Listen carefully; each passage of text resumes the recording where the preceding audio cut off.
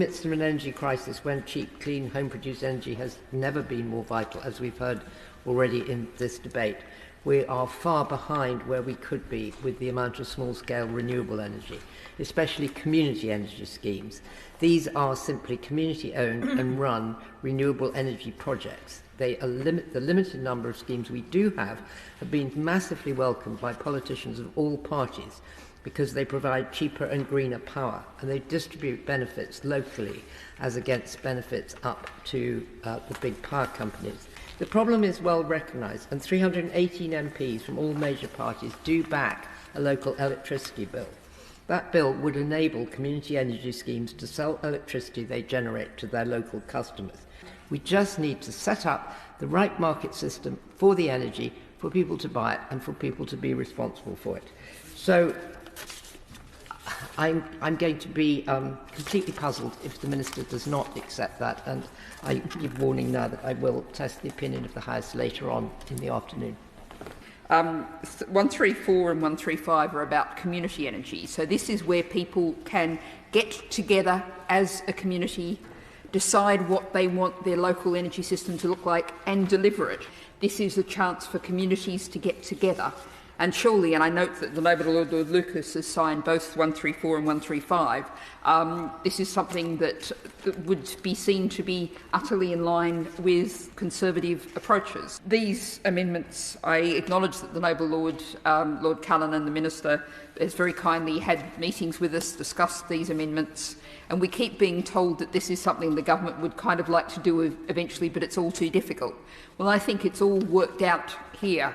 It's all set out here. It's clearly many people in the other place and here have been convinced that now is the time to go for community energy.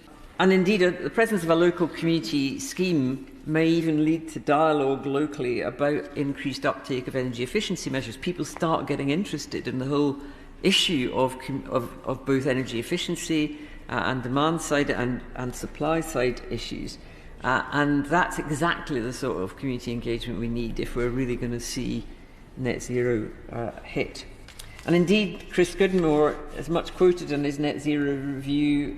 He urged the government to produce a community energy strategy and to break through the current regulatory and legislative and funding barriers, and he supported the provisions of the local electricity bill, which these amendments have largely reproduced. The fact is, it's ludicrous for us not to be enabling community energy production when this does not involve a subsidy, and when this could create additional energy equivalent to something like, I think, Baroness Boycott mentioned, 2.2 million, energy sufficient for 2.2 million homes. This is a completely neglected area.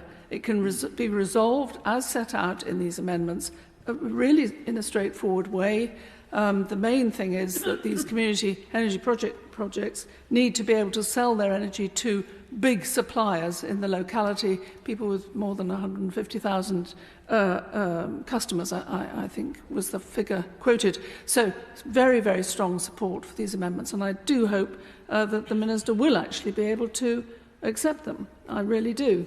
I can't see any reason why not. It's not going to cost the government anything. And I would just say to the Minister that the government's overall target is decarbonisation of the grid by 2035.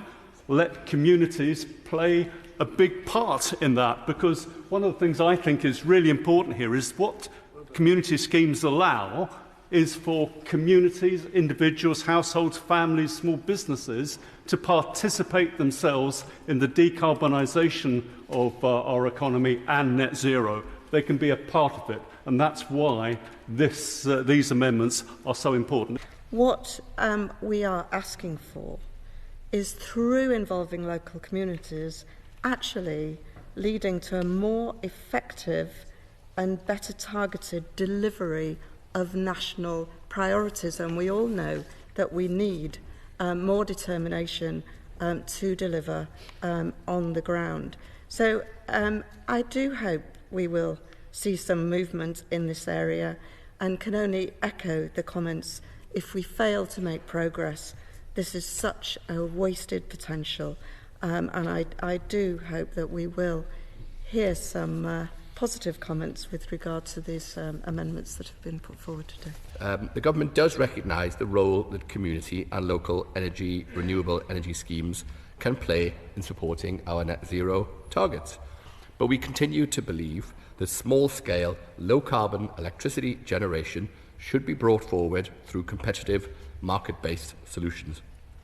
Amendment 134, Baroness Bennett of Manor Castle. My Lords, Baroness Boycott being unable to be here and following on from our debate earlier, I beg to test the opinion of the House with this, and in doing so I'll also note the acknowledgement that 135 is consequential on 134. I beg to test the opinion of the House.